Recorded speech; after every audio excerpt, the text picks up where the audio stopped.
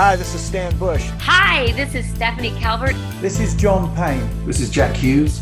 Hey everyone, this is Britt Lightning from Vixen. Hey everybody, this is Prescott Niles. Hi, I'm Carrie Stevens. Hello, I'm Kofi Baker.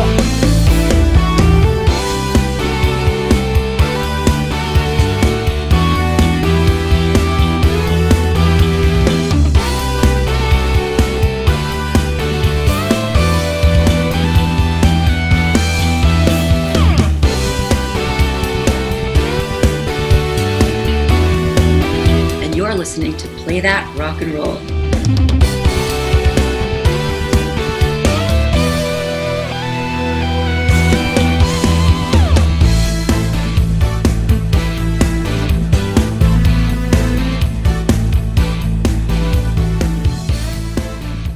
This is not a test. This is Play That Rock and Roll. And we are kicking off the Halloween season. On that note, what do you think of the shirt? You get that thing I sent you? If you know, you know. Alright, so our guest today is MICK STRAWN, and Mick has worked on some absolutely classic horror films, specifically in production design, which is building sets, designing practical effects, basically the physical stuff that you used to see in movies before CGI took over and made every movie look like a video game cutscene. I originally met Mick at Rockin' Pod in Nashville last year. He stopped by our booth and told some absolutely hysterical stories, so I knew right away I wanted to have him back on the podcast for a longer chat. Especially because he had written a book, and now I've had a chance to read it. It's called Behind the Screams, The Dream Masters Revealed, and it's all about the making of A Nightmare on Elm Street 4, The Dream Master. It features interviews with almost all of the principal cast, including star Robert Englund, but it also includes interviews with many people who worked behind the scenes of the film, and that is where some of the best stuff is found. So the subject of the book might be A Nightmare on Elm Street 4, but what this book is actually about is the art and mechanics of filmmaking. And that is something that I think even people who aren't horror fans will find very interesting. So we cover a lot of ground in this interview. Besides Nightmare 4, Mick shares some stories from his time working on movies like A Nightmare on Elm Street 3, Breakin 2, Electric Boogaloo, and even Blade. He also talks about working on the music videos for Dokken's Dream Warriors and Are You Ready For Freddy by the Fat Boys, both of which were included on the Nightmare on Elm Street soundtracks. And on top of all that, he has stories about Steven Seagal, Mark Mothersbaugh from Devo, and even the recently departed Kris Kristofferson. So yeah, movie fans and music fans should tune in for this one. You can find Mick on Instagram, and if you want to get a copy of his book, you could reach out to Mick on either Instagram or Facebook Messenger.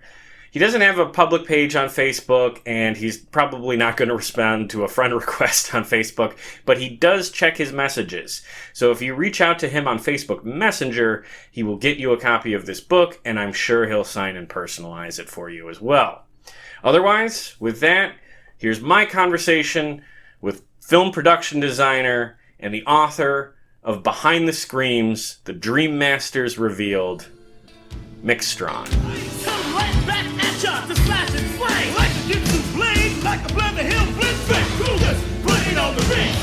Well, you know, we last spoke at Rockin' Pod in 2023, and when we were there talking about Canon, you told me a absolutely hilarious story about a questionable removal of a palm tree. Yes. Which is such a great story. I've always said that, you know, essentially a film crew going down the road is just a felony waiting to happen, and actually not even waiting. Just happened. You also told me like that was just the start of it. Cause so let me just ask you my Breakin 2 questions. Like, sure. Did you design? Like, did you have a hand in that freaking, like, that room that spun around where they did the dance? Yes, number? as a matter of fact, what we did is we were right there after Nightmare on Elm Street 1, right? Oh, okay, right. Because they used it there too. Oh, yeah, that's right. Okay. In the bedroom scene. That was owned by Jim Doyle. and he left it on stage. We took that room out, and we put in the painted garage, right? Yeah. You know, and the great thing is we hired this guy Zodiac, that was a famous New York graffiti artist, right? Oh, You know? cool. Okay. Right. So we hired this guy, and what I had done is I had put two of those little garages. We built those as sets. We put them both on the stage, right? And one of them was going to be the one that he entered and acted, and then the one that is spinning. That's another specially built one, right? So we had them standing next to each other. We had them completely, roofs and the whole thing, and he sent us a list of the paints that he needed, right? And so we had a couple of boxes of spray paints, and they were loaded in them. And he shows up, and I had to go pick him up at the airport and bring him back in. He didn't talk a lot, just a scrangly kind of looked like he literally looked like a street urchin. Right. Okay. Flying on the plane. I was like, okay, and he comes in and I go, okay, well, look, and I tried to explain the whole thing to him. I go, so we can take these apart, so that we'll open up the doors and give you air and everything. And of course I was worried about air, Oh. I said, we'll have the big fans up there and stuff like that. So we'll take them apart however you want.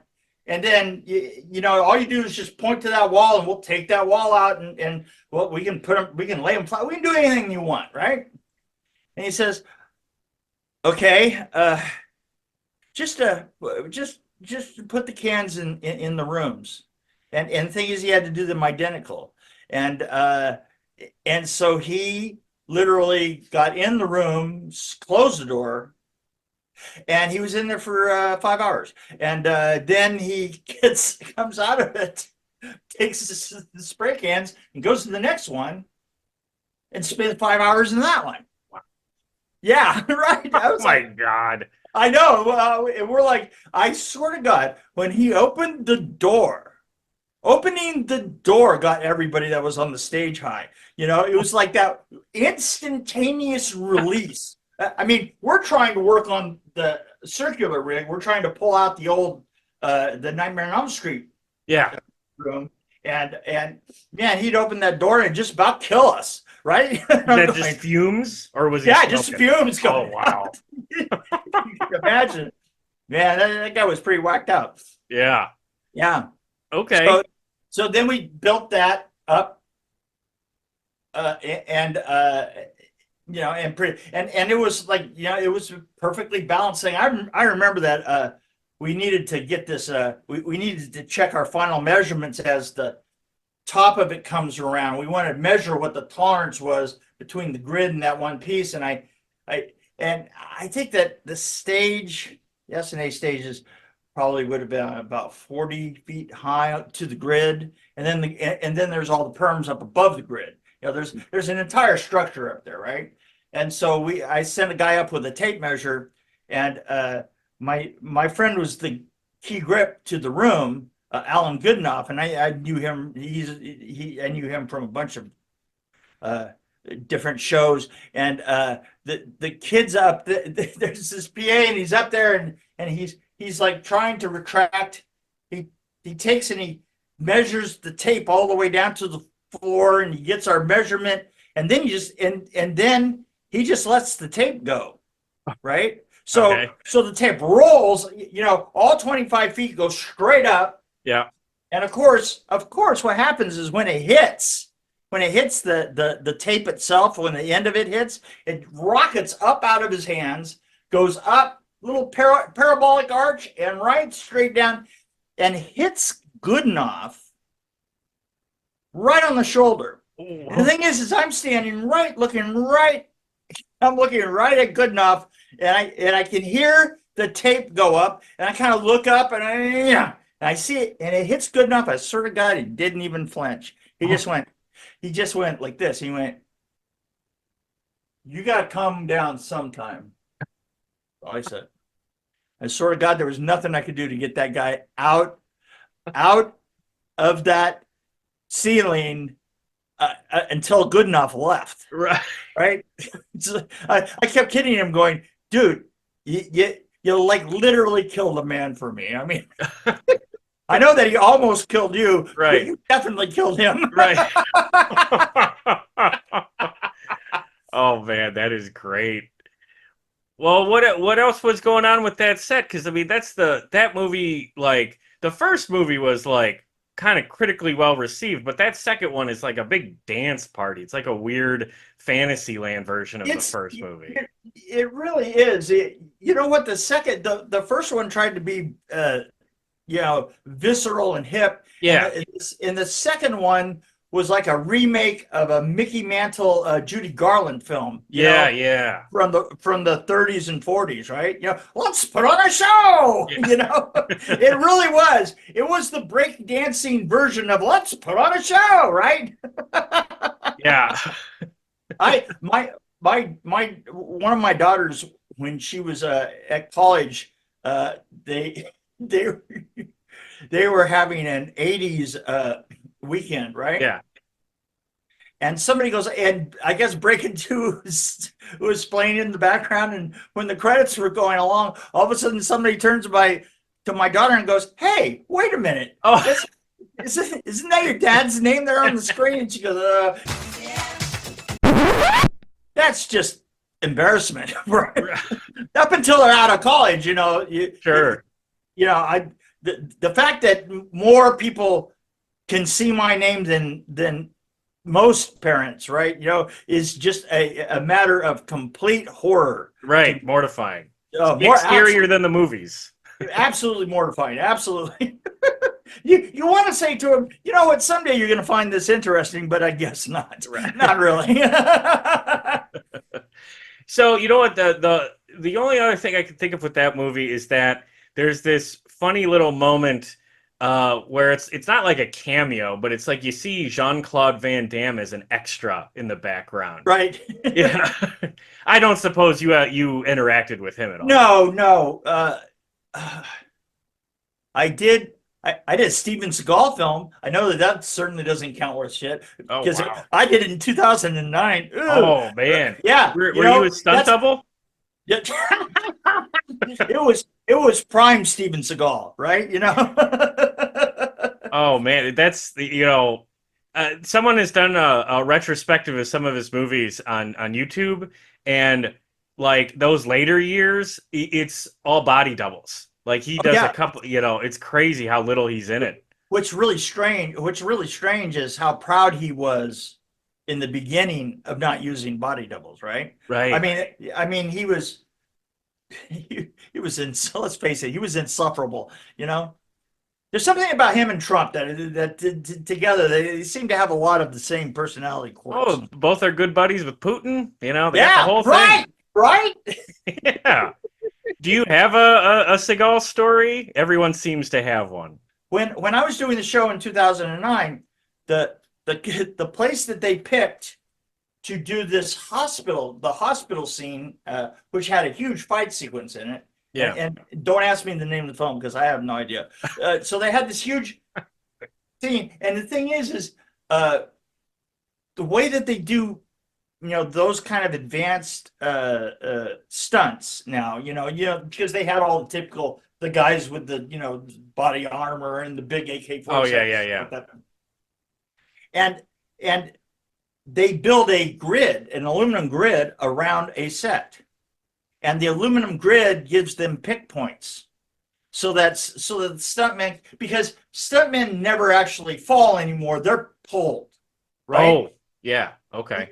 Because our stunts aren't, nobody fights anymore like an actual fight would go on, right? Right. It's super punches. And so when I punch this guy, he goes flying, 500 feet or something like that. But the thing is every time you do that, that's an entire rig setup, right? Yeah. So literally the truck for this special effects guy, his normal truck, the rigging truck, the guys who do the stunts literally bring in 2 of their own trucks, right? 2 of just pipes and pulleys and air rams and blah blah blah, all this stuff, right? So they came into this horrible little stage that was such a bad fire trap that when the fireman went through, he says, "I'm going to have to let you guys film in here because I can't say that these people understand that this is a fire trap. It's so gregarious, right? It's so bad that I have to know that they have no idea what they're doing." So the thing is I can't come in and say, well, this is a crime, because it's not. It's just that you're so dumb that it's certainly not a crime just to step in front of another car, right? But really, hello? So the thing is so there are firemen in this little tiny stage, right? So there are firemen everywhere. The guy says, the chief of fire chief said, "Look, you know what? We're going to post a full truck outside, and you have a 6-member team of firemen. You have all these stunt people and stuff." And so I got to the point to where I had to sit and do a fire drill with my team, my art department, right? Okay. I'm sitting there and I'm saying, okay, here's you guys's fire safety talk. Okay, here's what I want you to do. If you smell smoke, if you see flames, get out of the building and then yell fire. Okay. Yeah. And this woman goes, "Well, wait a minute, that why shouldn't we, if we see fire, shouldn't we say fire first?" And I said, okay, look at the people that are going in this room, right? The only out of shape person was Steven Seagal himself, right? Absolutely everybody was built like and they had 2 doors to come out of. Right. And I said, well, here's how it goes. Everybody in there outweighs you in its muscle. Right. And there's only 2 doors to come out of. And here's why I told you that. It's because you would lose in the competition of how to get out of that building if you were up against all these people. So what I'm telling you is you get out of the building and then you yell fire. All right? Do you understand me now? Oh, man. That's funny. Shoot. I'm sure that if there had been a fire in there, I would be telling that story, differently, right? In a courtroom somewhere. Mr. Strawn, what did you think of the situation? Well, this is what I told my people. Oh, man. Well, yeah. But who knows? I mean, maybe Seagal. I mean, that sounds exactly like the kind of production that Seagal would be working.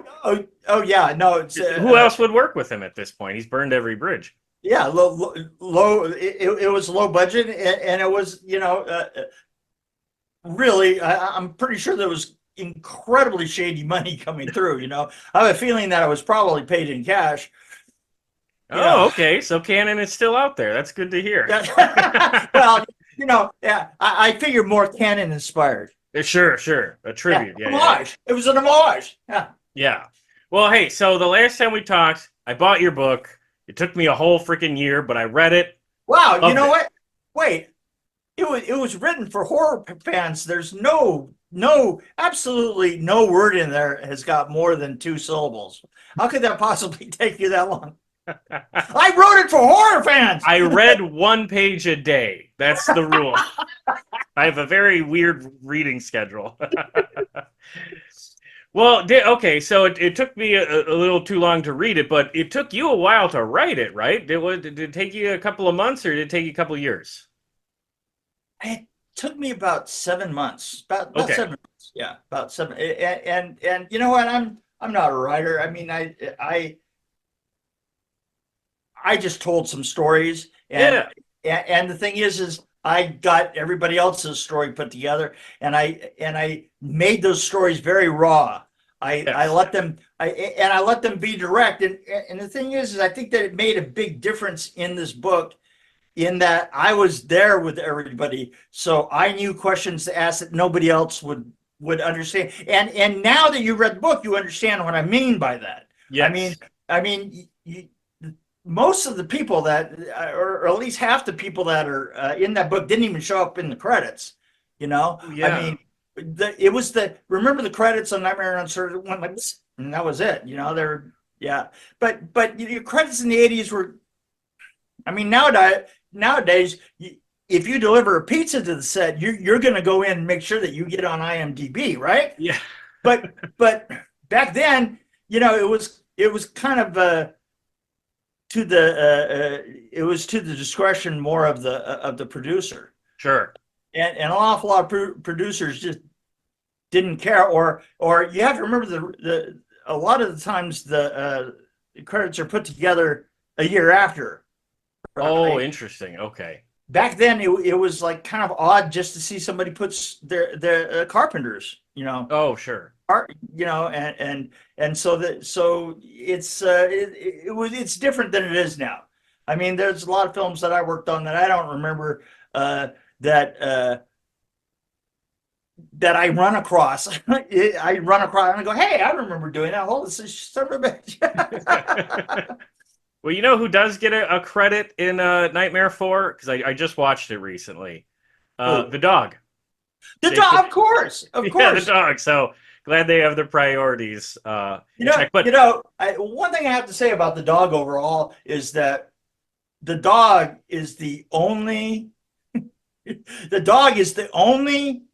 creature in that movie that acts the way he should have in the first place. Because Freddy shows up, a huge crack in the ground, he pisses fire, and what does he do then? He leaves. Yeah. Yes. I am out of here. I'm looking for some Tums or Pepto-Bismol. Yeah, I had forgotten about the dog peeing is how Freddy comes back. It cracks me up. But yeah, the book it was really eye-opening for me because it gave me a better understanding of what making a movie actually means. That's you know what that was. I know all that these was positions, but I don't know how it works. that was my intention. Is to give you a feeling of what people really think that are you know too many of our stories kind of come from the actors and the directors, and the rest of it just kind of, you know, and to me, the best stories are all really, really behind the scenes, you know? Right. Yeah. Yeah. Yeah. And, you know, the actors have good stories because you talk to a bunch of the actors in the book, too, and they have some interesting insights. But, the stuff that really grabbed me was just, the mechanics of how long it takes to build a gigantic set like the opening set, the junkyard. Right. The junkyard, yeah. So great visual. So that was your vision. How did that scene come together? I think that the director came on maybe when we were halfway through building that set. Actually, an awful lot of stuff was already well down the road by the time we got ready. He only had 6 months of prep. But was there initially a different director on the movie, or was they just waited a long time to? It was a New Line Cinema thing. New Line Cinema never makes a bad decision quickly.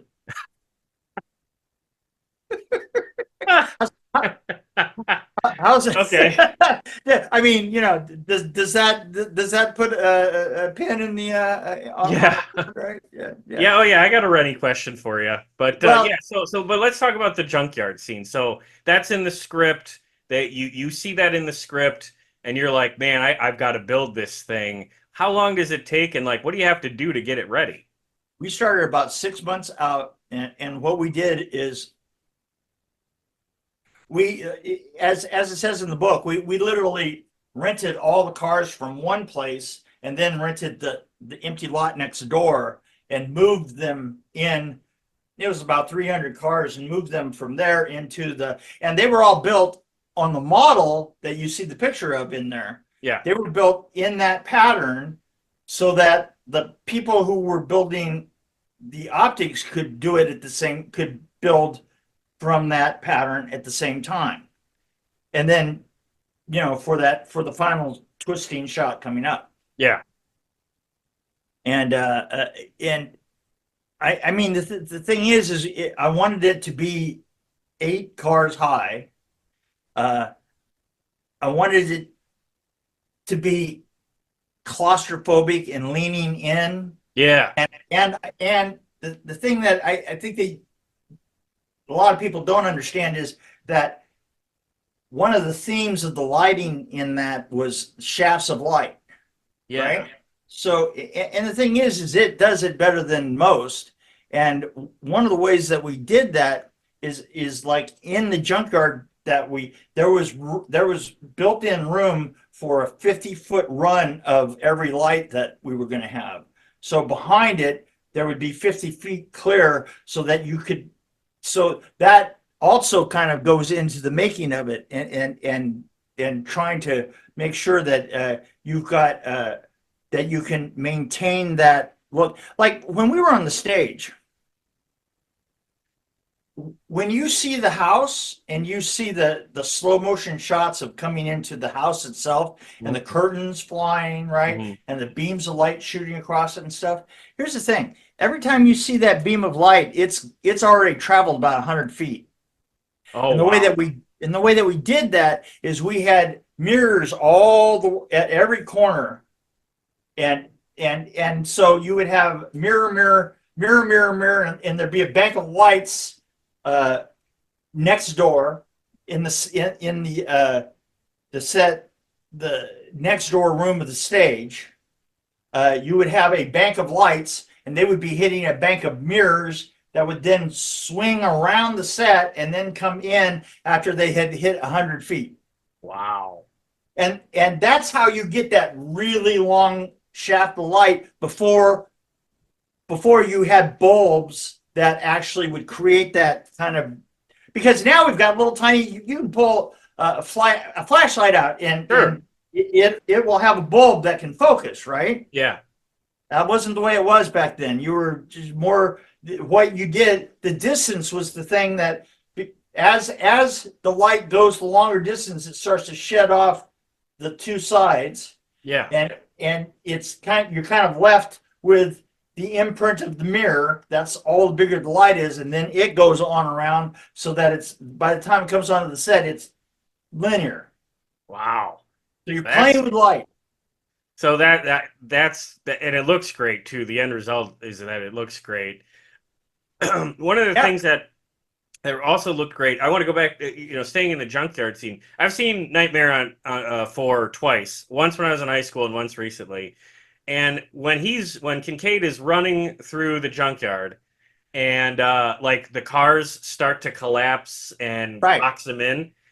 When I was in high school, I thought I thought it was cool, but I didn't really think much of it. Watching it recently, when that first car shoots out and clunks in front of him, I thought, like, man, that is cool, because read the book and I understand practical effects a little bit more.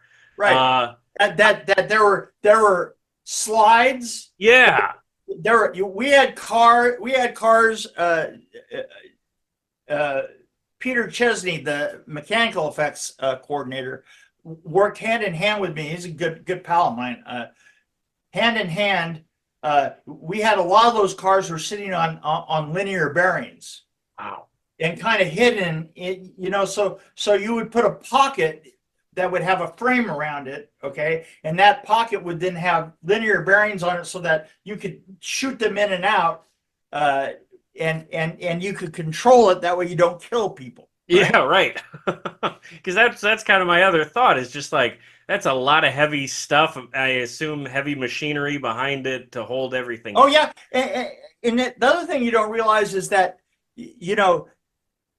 we had to go through and make it look dangerous, but not be dangerous. Yeah, okay. So you had all these so most of the parts that are on the ground are like plastic or they're tires that are deflated or this and I mean you're trying to what we did is we went through all the gags many times so that the path of that and the path of the lighting crews and so forth didn't have parts sticking out at them. Mm-hmm. It was actually 6 months of work.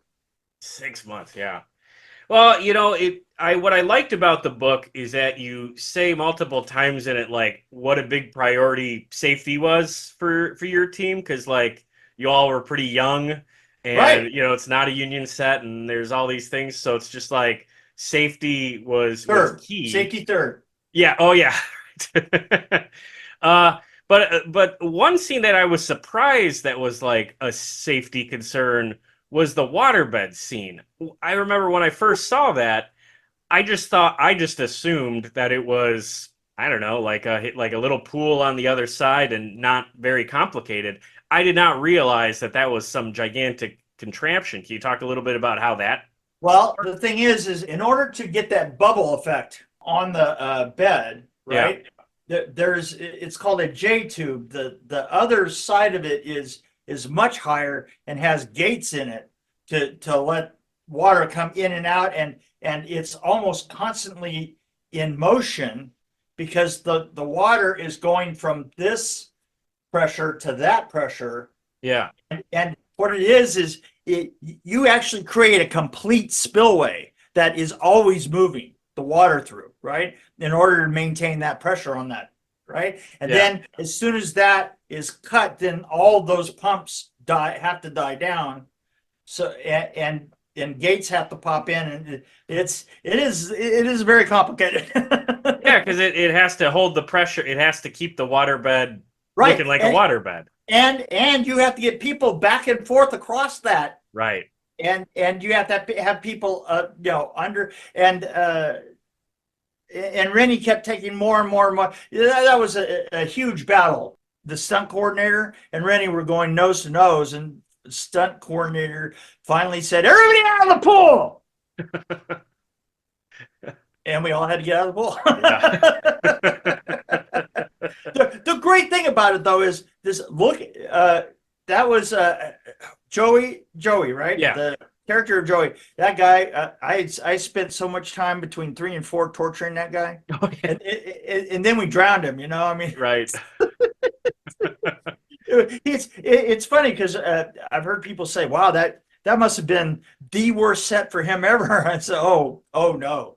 Oh, I've talked to him on many occasions. He says, "No, hanging like this, right, up against a building, right, for 2 hours while they do the blue screen work behind him and stuff, and oh man, Jesus, we always had him stretched or racked or with his chest. I mean, that took 16 hours to do that shot with the come and get him, bitch, right? Right, yeah, yep, right. So we had lots of opportunity to actually kill that guy, and yet he walked away scot-free. Yes, absolutely.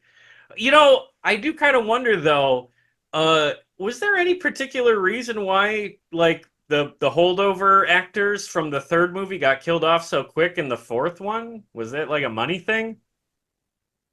Probably, yeah. Yeah. Okay. Yeah. Yeah, because it makes me think of Alien 3, where they kill off everybody from Aliens right away. Yeah, you know what? It's always a money thing. Yeah. Yeah, that's the long and short of it, right? I mean, let's say it's always a money thing. Yeah. All right. Well, you gotta tell me a little bit about working with Rennie Harlan, because he is not in your book. I think to his regret, because I would have been interested to hear his perspective on some stuff. But it seemed like he was. Well, yeah. Let me phrase it like this: when I used to work at a restaurant, we would always joke about how the place would just run itself if like ownership was never around. You see, here's the thing. So many of the people that worked on that film worked on 3. Okay. They had him come in so late, and we knew what we had to do.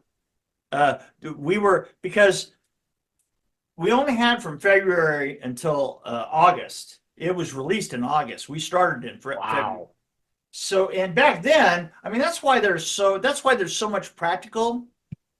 There's so many practical effects because it had to be in camera, right? Yeah. You know, you didn't really have time to like do a lot of optical work. So I think that there were only like two true optical shots in the whole film. I can't remember what they are, but I remember counting them and going, well, yeah, no, it's just the two that got in there, and Sure. that's a lot. That's not normal for because Nightmare on Elm Street 3 had gobs of opticals in it, you know. Sure. But this one, we just didn't have time. You know, we didn't have time to mess with it. And the thing is Rennie came in late, and what we would do is, and honestly, I mean, I've talked to a lot of people, but I'm like one of the number one creatives in there. But a lot of the makeup effects people, we just did it ourselves. You know, Rennie was kind of invited on set, and every time he came on the set, he had a pair of bimbos. He didn't really speak English at the time, so it you know kind of taught him, you know, how to say action. Yeah. And cut and then, you know, the bimbos would carry him out, and that's and then he'd come back in later, and that was the way everybody felt about it, you know. Oh wow. Yeah, that's funny. Yeah, because that's the takeaway for me from this book was, you know, and I'm sure this isn't the case for every movie, but No, it isn't. It really isn't. But in this case, we were probably playing a bigger game than he was, you know. Yeah. Was it different working with Chuck Russell on Nightmare 3? Was he more involved? Yeah. I mean, Chuck Russell was just an absolute dick. Oh, really? Rennie wasn't a dick. Yeah. He was just essentially ineffective, you know. Yeah. Rennie was ineffective, and Chuck Russell was just absolutely one of those. He's a male drama queen. Oh. You know? Well, let's. You know, he just recently he was. Just recently, he came on Facebook, and he only lasted about 2 months before everybody that worked with him just fucking lambasted it. Just one story after the other, and he kind of like just went away. Oh, that's funny. Yeah, I wasn't familiar with him. I looked him up on IMDb, and I saw he did the Scorpion King with The Rock, and I remember seeing that as a kid. But Nightmare 3, I think, was the only other movie I knew. Yeah, yeah. So, Yeah. okay, all right. Have you worked with any fun directors? You know, boy, I got to tell you, my favorite was Jeff Burr. I mean, I love Jeff Burr. Texas Chainsaw Massacre 3 and Scarecrow. Oh, okay. And he did Stepfather 2, and he just recently passed away. Oh, okay. He passed away at 60. You know? Oh, that's too young. Yeah, I mean, you know, but he was just a really nice. The guy that I did Fantastic Four with, I really liked him, Oli Sassoon. Okay. I really like the director I worked with 2 years ago on Pig Hill. Kevin Lewis was just solid guy. You know, those are some of my favorites. Okay, cool. Well, speaking of directors, if I could remember all their names, you know. Oh, I sure. mean, I'd have to sort the fuckers out, you know. Well, you know, it reminds me again of something you told me when we were at Rockin' Pod. When you were telling me the palm tree story, you said that, you know, the DP, the director of photography, came up to you and started to tell you in a condescending fashion how something wasn't going to work. And the quote I remember you said was, "You can never really tell what a DP is talking about anyway." Right. So it made me kind of think, this might be a weird question, but I wonder if you could walk with me on this. Given your role as a production designer, what are the dynamics between you and some of the other people on the film? Like, what roles do people have that you're happy to see when they come on set because they're going to make your day easier? And what roles are you not thrilled if they come into your office because they're going to make your day harder? Well, first of all, I would go with you know, everybody ignores the sound guy. which is really funny because your sound isn't really good. Right. You don't have anything. So over the years I've gotten to the point to where I actually can tell what he wants, and I tell him what he wants, right? Yeah. You know, but nobody wants to listen to a sound guy. My God, that's just, you know what? That's it's like, oh, you know, yeah, as you're going down the road and you're on a recce and you're in a van and everybody's, you know, talking back and forth, and the sound guy says something and everybody goes, hmm. Okay, anyway, as I was saying. Oh man, it's funny. But you know, the dynamics are always different. Different on every film, yeah. Yeah, and the thing is I tend to be a little bit more, I want to say, complete. I mean, I will adjust the fucking writing if that's what I need to do. And believe me, I do it all the time. I come in and go, you know what, this would be a lot easier. And the way that you do something like that is you use the C word. And I don't mean the C word that you think. I mean cheaper, right? Oh. You come in and you say, you know, it would be cheaper. And as soon as you said that, then you get everybody's attention. I mean, don't get me wrong. It's 50-50 whether I'm lying or not, but I did get your attention, and now we're going to do what Mick wants to do. Right. And of course, I always play this game. I always play the game of you know, if I get 80% of what I want in a film, I'm going to lose 20% no matter what. I mean, it's glorious that I can get 80% of what I want, and probably 30% of that 80% is I lied, cheated. You know, there's dead bodies and shit like that, right? To get it that way, but I'm gonna ride. I mean, I can stand by and tell you that if you look at Nightmare on Elm Street 3 and 4, they have a very specific look to them, and they're in a unit together, and that's my unit. That's what my stuff looks like. So, you know, if you come in and you want me to do a drama in a penthouse, I could do that, but I'm really good at the other thing. Sure. Well, you know, given that you were so involved in those two movies, and I hope this isn't a lousy question, but is there any reason why you weren't on the later ones? Or were you just working on other projects? Yeah, other projects. I kind of split off from. I mean, you know, a lot of these things are going on. Like I was still working with New Line Cinema on Blade, Mortal Kombat, that kind of stuff. So it just depends. You know, are you not busy at the beginning of the of the film, right? Yeah. You know, and New Line Cinema was pretty much in the process of getting swallowed up, right, in the mid 90s by Warner Brothers, right? Oh, okay, that's right. So you know, you just you move on because you can't sit there and just wait to do exactly just that one run of projects. Right. So I mean, I think in between 3 and 4, I did The Hidden. Yeah. You know, so I mean that worked out, but it's not always going to work that way. And then eventually you just get out of sync, and then I worked a lot with Renaissance, and that's Sam Raimi's company and that kind of stuff. Okay. You mentioned Blade. I just got to ask about this because he just passed away and we talk about him on this channel, but Kris Kristofferson is in Blade. Oh, I know. And you know what? I got to tell you something. Kris Kristofferson was one of those. There are not many people that I give a crap about one way or the other as far as their star power or something like that. Yeah. Just it doesn't affect me.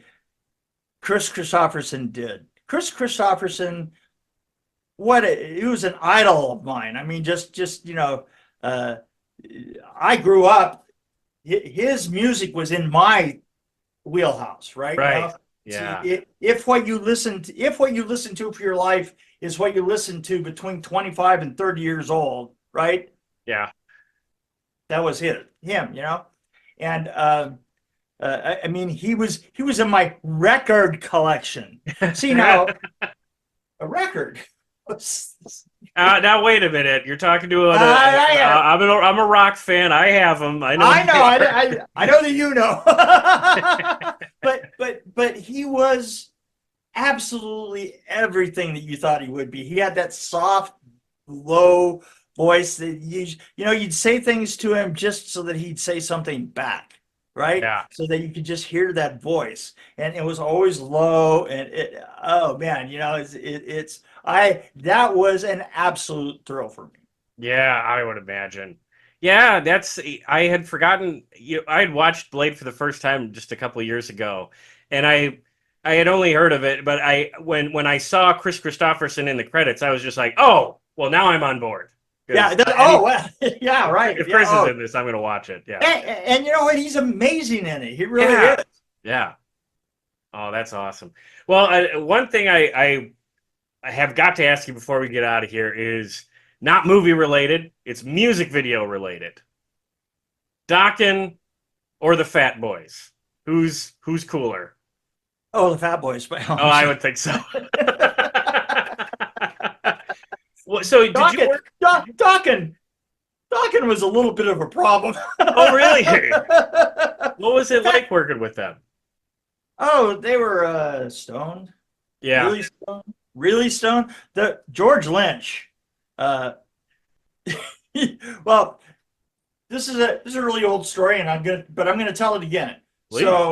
So George Lynch, he breaks through a wall and does a solo, right? Right. So we build a wall out of foam, and we build two walls out of foam because you want the actual wall, but there's certain laws, certain things that people always do and one of them is when you break through a full breakaway, right?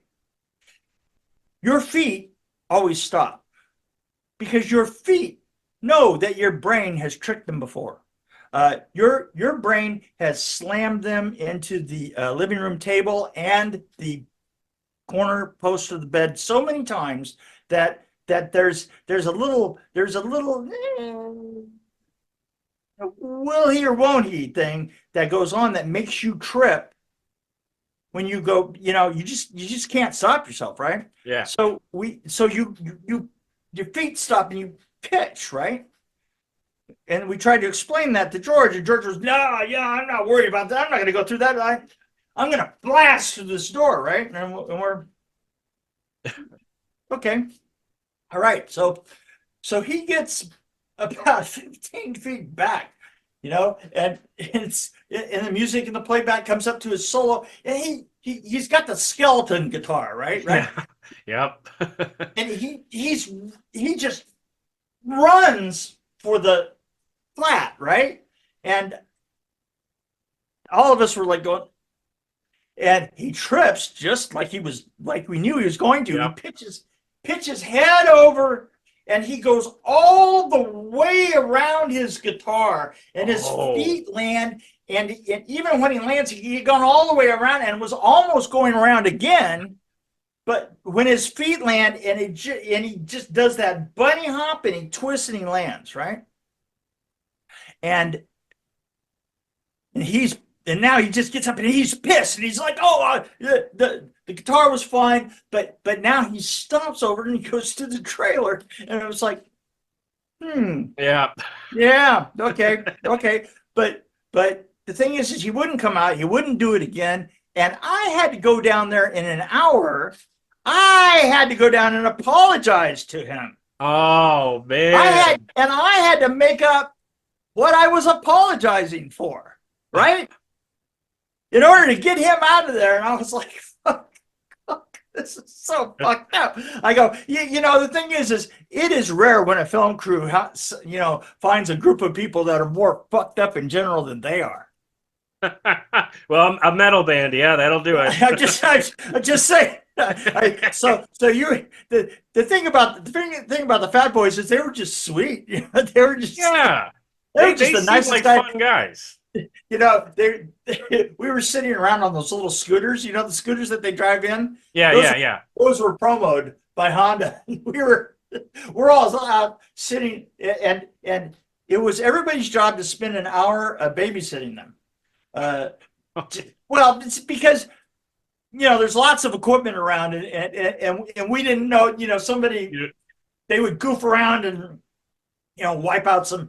So in my hour, I'm out there and I'm on my scooter and we're zipping through the cars in the parking lot, and finally we're sitting around in a circle and the three of them get into this discussion as to who's badder, right?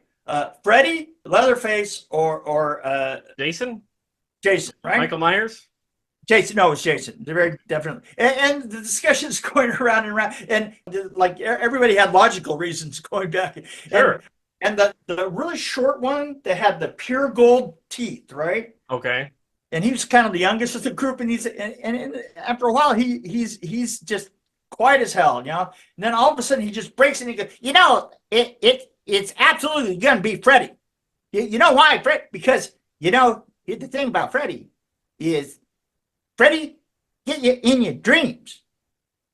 And we're sitting there, and it was like, I thought, yeah, okay. Yeah. Yeah, he wins. He get you in your dreams. That's just like that's a fan conversation. That's It what horror was. fans talk about. It was a complete fan conversation.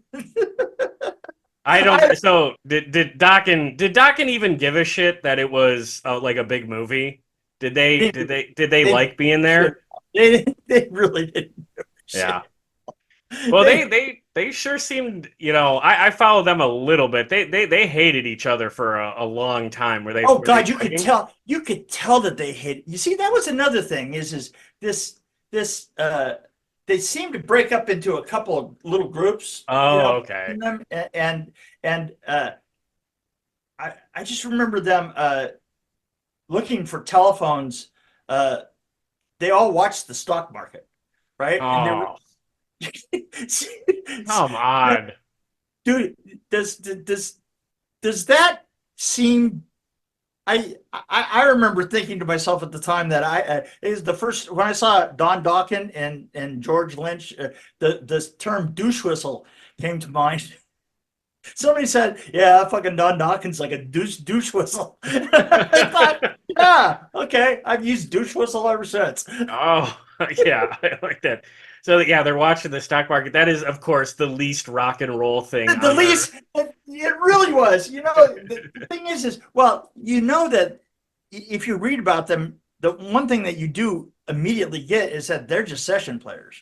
Yeah, that's what they were. They're a session band, and and I can tell you by listening to them together talk to each other, they are still a session band.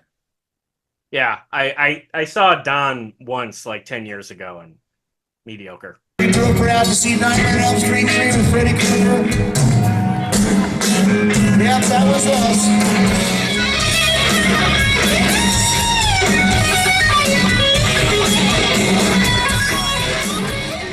Well, I think Dream Warriors is the only song of theirs I really like. Right. And at the same time, you think to yourself that that's who they were. I mean, it's not like it's like they've come together more over the years, right? Because that's their one fucking song. Yeah. It's really funny. Their best song is actually buried in a film that they wrote that song about, right? Well, okay, you're killing my rock legends over here, but at least I know the Fat Boys are a cool group because they were weird. They were cool. I enjoyed them immensely. I thought that they were just that they were just out there to have fun. Oh yeah. I mean, I'm an 80s guy, and they're like hanging out with like Rodney Dangerfield and the Beach Boys. The difference was no pretense compared to Dawkins, nothing but pretense. Oh, interesting. Yeah. I mean, absolutely. That's it. I don't think that I would ever get into a situation where I would wind up on one of their trailers, knocking on it to create an apology, to pull an apology dripping with shit out of my ass, right? And I'm sure it meant a lot to him. I'm sure that made him feel better. All right. Well, hey, man. Well, since we're talking about music, before we get out of here, maybe are both or either of these songs on a Halloween playlist for you? What are some of your favorite Halloween songs? Oh yeah, no, I'm an absolute traditionalist. Monster We did Mash. the mash, Yeah. the monster mash. Yes. I mean, the last thing that I would recognize as a the most recent thing would be from Nightmare Before Christmas. That would be about it. Well, you know what? I just saw the new Beetlejuice movie, and that kind of reminds me that some of the music from that first Beetlejuice, Oh, kind of, yeah. Well, the banana song. that kind of stuff. That kind of works. I have heard that is a terrible movie. What did you think of it? Well, you know what? I hadn't seen the original until recently, so I didn't have like that nostalgia. Really? I know I missed it. For whatever. I'm a big 80s guy, but the original had such a time and place kind of magic to it, Absolutely, yeah.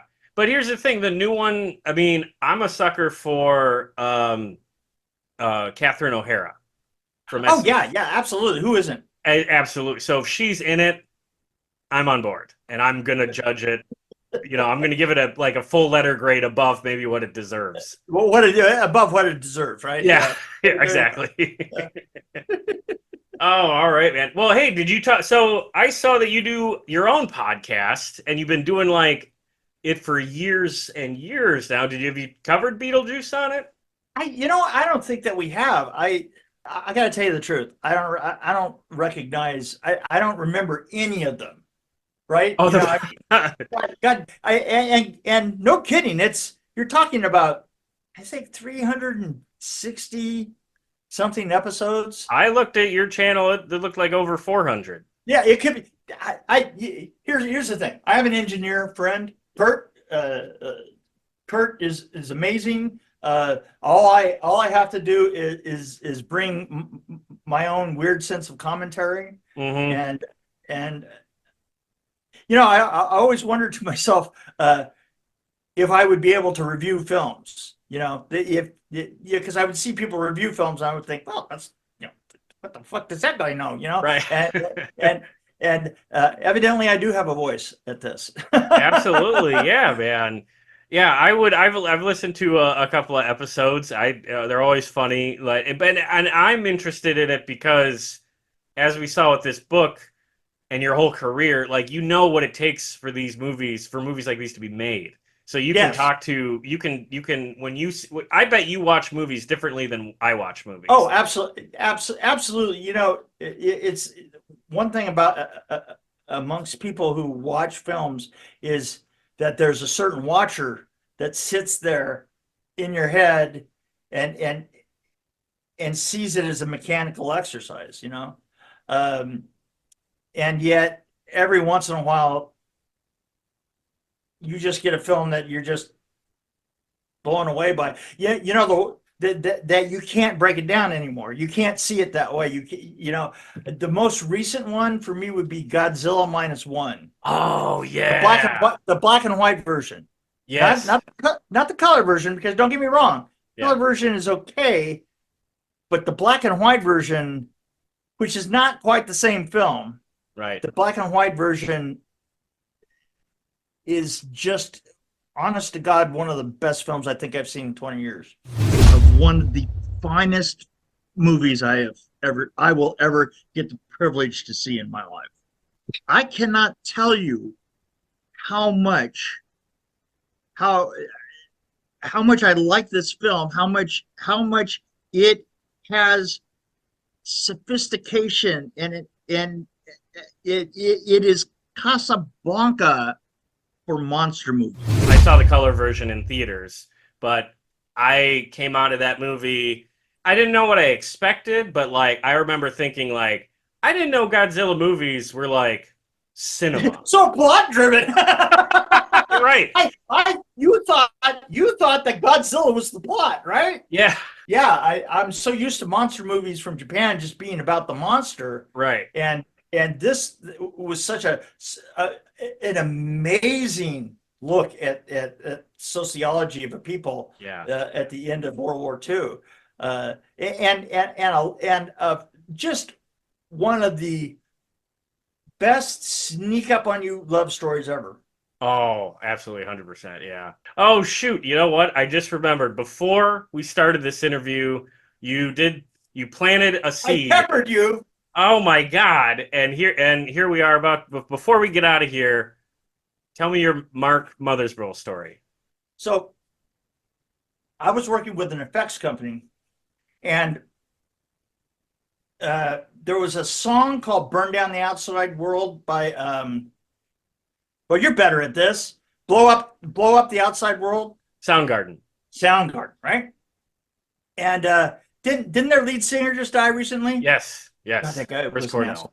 That guy was such an asshole. Oh my God, I just can't even tell you what it was like working with that guy. I mean, he was.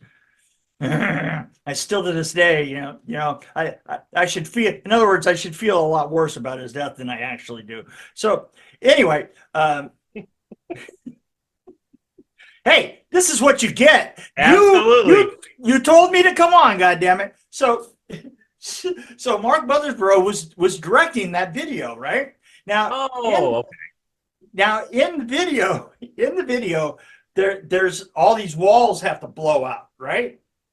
I mean, do you remember the video at all?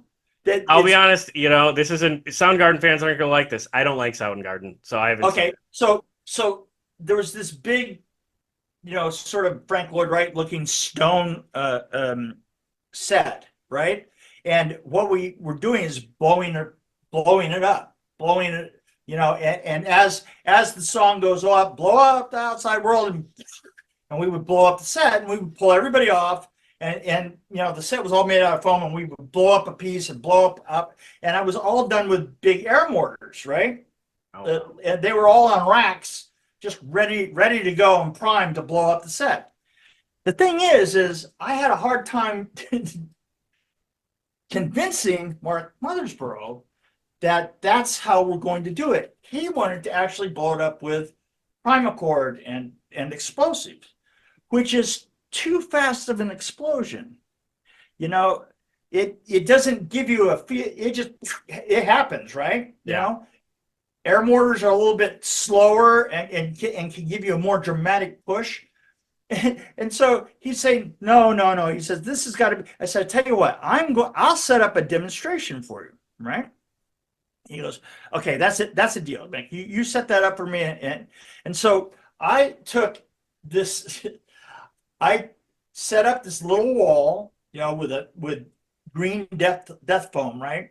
And then took a cone, huge cone, probably this big, right? Maybe 3 feet across, and stuffed it with foam right up behind the wall and filled it up. And I put it between 2 stages, and then I put just a temporary fence, a couple of those sections of, just standard fencing, 8 feet tall like this. And I said, stand here looking right at that rig, right? So literally I'm firing right straight at him, but it's all foam. Yeah. And I get the rig like this, and and I'm standing off to the side, and he's standing right here, and I go 1, 2, 3, boom. Now, Mark always wore these suits, these satin, all yellow, red hat. No, that's no. Actually, it's blue. It was electric blue with a yellow tie, a thin yellow tie, right? Probably maybe $2,000 at the time, that kind of suit. Oh, okay. And so he's holding onto the fence like this, and I'm 75 feet back, and I kick that thing off, and that foam comes rushing up to that fence and just breaks against the fence and like this. And he turns around and he goes, "That was the fucking coolest thing I've ever seen." And what it has done is broken apart all that foam and sent it right through the grid on the fence and made a grid on his suit. That was his suit had turned like bad foam green with these electric blue lines in it. Oh, wow. I was laughing so hard. He turned to me and I goes, "What's so funny, Mick?" So that was the way. So he was pretty impressed with that, and that's the way that we did that gig, and that's the last time I saw Bart. Oh, well, that's awesome. Well, I mean, did you get a picture? I mean, that sounds like a. You know what? Those were the days that you really didn't carry a camera with you on sets. You know, it's funny is you don't see many pictures behind the scenes of Hollywood in the 80s and 70s, and the reason is because it was frowned upon, you know, to be having a camera, you know, what you needed to kind of be an official. You needed to be officially the camera guy, right? You needed to be the set camera guy, right? Were people like weird about, like, I don't know, selling pictures to tabloids or something? I don't know if that's probably what they were afraid of. Yeah. The thing is if you let one camera, you don't know what somebody does with the camera all day long. You know what I'm saying? Yeah. Or pictures with like Robert. And it's not like it's got any better. So. Yeah. Oh man, dude, I gotta say I have missed talking to you, man. You were the funniest interview we had at Rockin' Pod. Yeah. So I hope you come to the next one.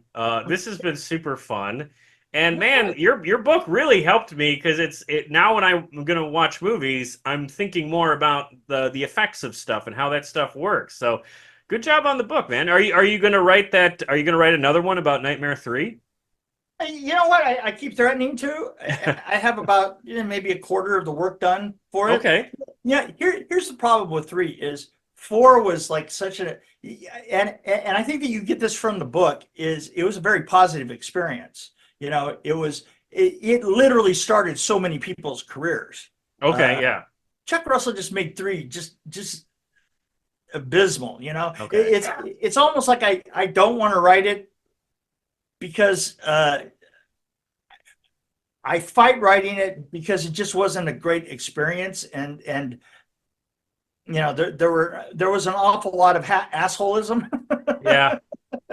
Douche whistles, all freaking douche whistles. I was just gonna say, so I take it there's no Dream Warriors music video book coming either, huh?